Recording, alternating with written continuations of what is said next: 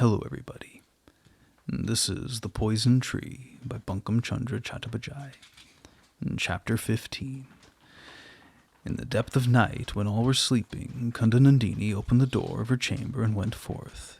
With but one dress, the 17-year-old girl left the house of Surjamukhi and leapt alone into the ocean of the world.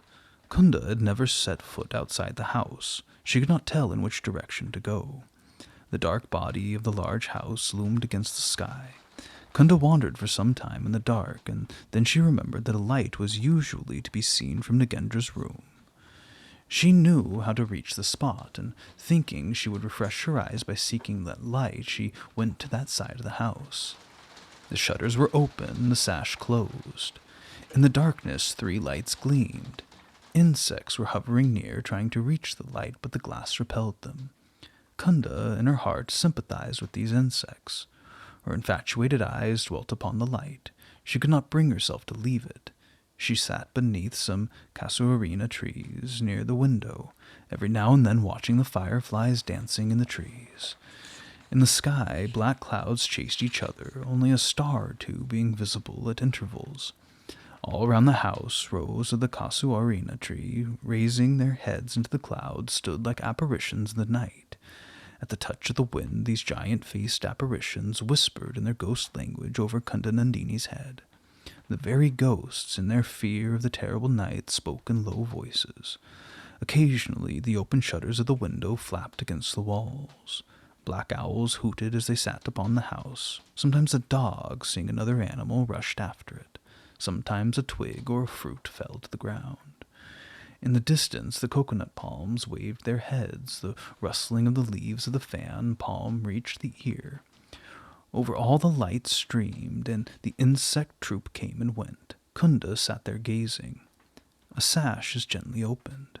The figure of a man appears against the light. Alas, it is Nagendra's figure. Nagendra, what if you should discover the flower, Kunda, under the trees? What if, seeing you in the window, the sound of her beating heart should make itself heard? What if, hearing the sound, she should know that if you move and become invisible, her happiness will be gone? Nagendra, you are standing out of the light. Move it so she can see you. Kunda is very wretched. Stand there, that the clear water of the pool with the stars reflected in it may not recur to her mind. Listen, the black owl hoots. Should you move, Kunda will be terrified by the lightning.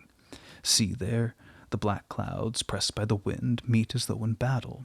There will be a rainstorm. Who will shelter Kunda? See there, you've opened the sash. Swarms of insects are rushing into your room. Kunda thinks, if I am virtuous, shall I be born again as an insect? Kunda thinks she would like to share the fate of the insects. I've scorched myself. Why do I not die? Nagendra, shutting the sash, moves away. Cruel, what harm you've done. You've no business waking up in the night. Go to sleep. Kundanandini is dying. Let her die. She would gladly do so to save you a headache. Now the lightened window has become dark. Looking, wiping her eyes, Kundanandini arose and took the path before her. The ghost-like shrubs, murmuring, asked, Whither goest thou? The fan palms rustled, Whither dost thou go? The owl's deep voice asked the same question.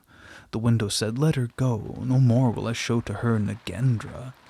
Then foolish Kundanandini gazed once more in that direction. O iron-hearted Surjamukhi, arise. Think what you've done. Make the forlorn one return. Kunda went on. Again the clouds clashed. The sky became as night. The lightning flashed. The wind moaned. The clouds thundered. Kunda, whither goest thou?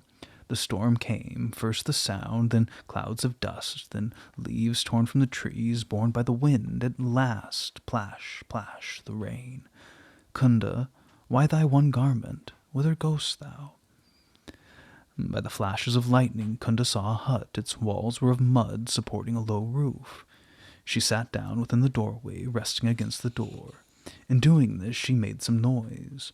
The house owner, being awake, heard the noise, but thought it was made by the storm. But a dog, who slept near the man, barking loudly, alarmed the householder, who timidly opened the door, and seeing only a desolate woman, asked, Who is there? No reply. Who are you, woman? Kunda said, I'm standing here because of the storm. What? What? Speak again. Kunda repeated her words. The householder, recognizing the voice, drew Kunda indoors, and, making a fire, discovered herself to be Hira.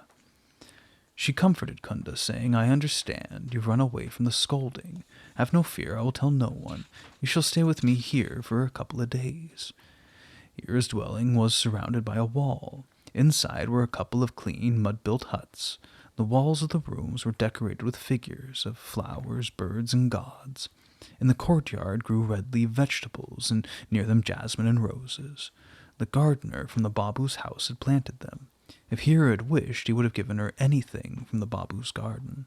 His profit in this was that Hira, with her own hand, prepared his hookah and handed it to him. In one of the huts Hira slept, in the other her grandmother. Hira made up a bed for Kunda beside her own. Kunda lay there, but did not sleep. Kunda desired to remain hidden, and therefore consented to be locked in the room on the following day when Hira went to work, so that she should not be seen by the grandmother. At noon, when the grandmother went to bathe, Hira, coming home, permitted Kunda to bathe and eat. After this meal, Kunda was again locked in, and Hira returned to her work till night, when she again made up the beds as before. Creak, creak, creak. The sound of the chain of the outer door gently shaken. Hira was astonished.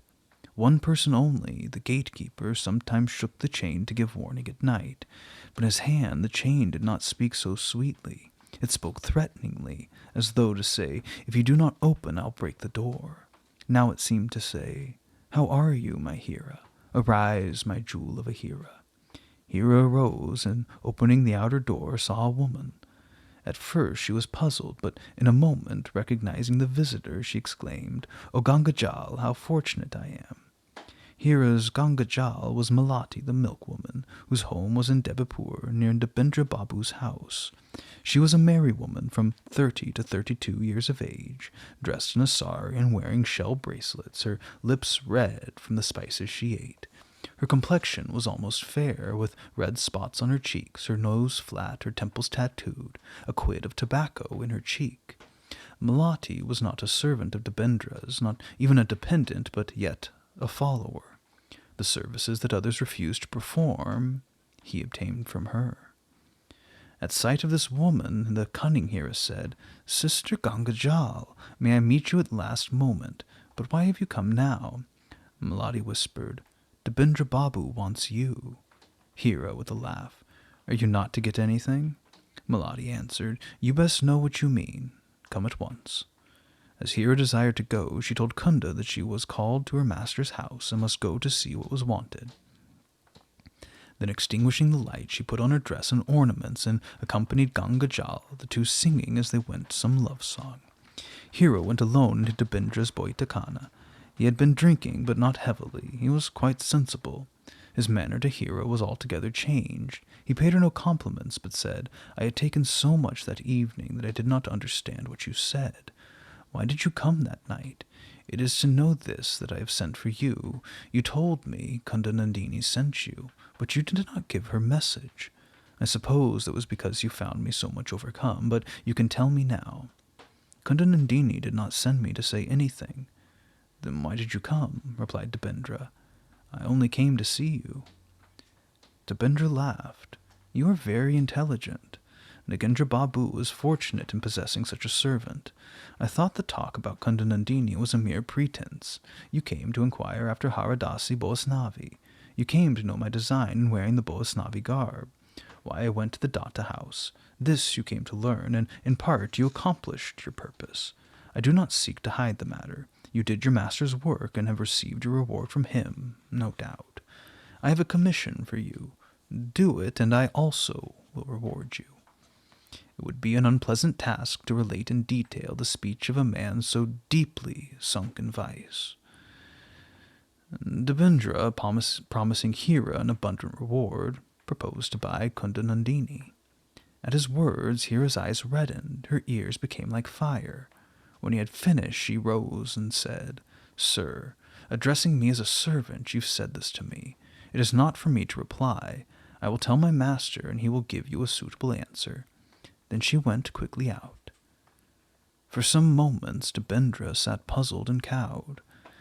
Then, to revive himself, he returned to the brandy and the songs in which he usually indulged.